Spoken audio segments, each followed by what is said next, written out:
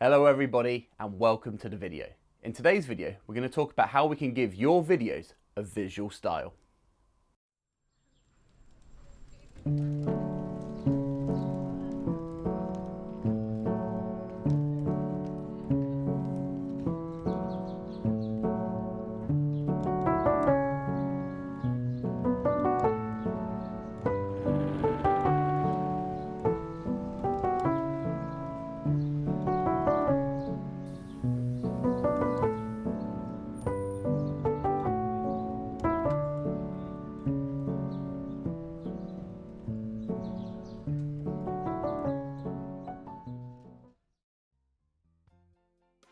So what do I mean when I say a visual style?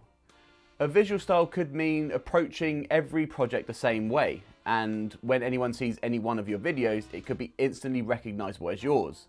Wes Anderson is a good example of this. But a visual style could also mean you take different approaches depending on what's appropriate for the project.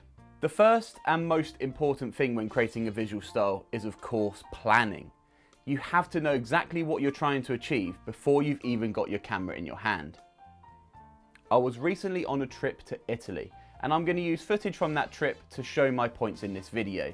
I decided before I left that I wanted a nice slow-paced, classic, vintage feel. You have to consider why you're making this video. Is it for a client? Is it a personal project? Is it a documentary? Is it a music video? Once you know exactly the audience and what type of video you're making a visual plan becomes a lot easier. Giving your video style, I think, can be narrowed down into 3 subcategories. The first is cinematography. How are you going to film your project? Will you use a tripod? Will you use a gimbal? Will you go handheld? Camera movement is an important way of deciding your cinematography and the type of shots that you're going to get. By doing this, you're able to create a vibe using different styles and methods. The second is audio.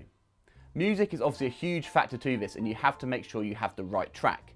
Hence why so many filmmakers spend hours picking the right one. But you also have to consider things like sound effects and Foley sounds. Are you going to include these, and if so, how are you going to do that? The third part is post-production. How are you going to edit this all together? Are you going to go for something fast and snappy, or maybe something a little slower? Remembering that every single editing decision at this point has a huge impact on your visual style. Then of course, one of the key parts of post-production is the color grade. There are so many different options you can pick here. What I like to do is have a look at other films and try and get a gauge of what I like. Then before I start, I know the type of look that I'm trying to achieve before I've even gone out and filmed anything. For example, in this video, I've gone for a nice, warm, vintage look. So that's it from me today, guys. Thank you very much for watching, and I will see you in the next one. Bye bye.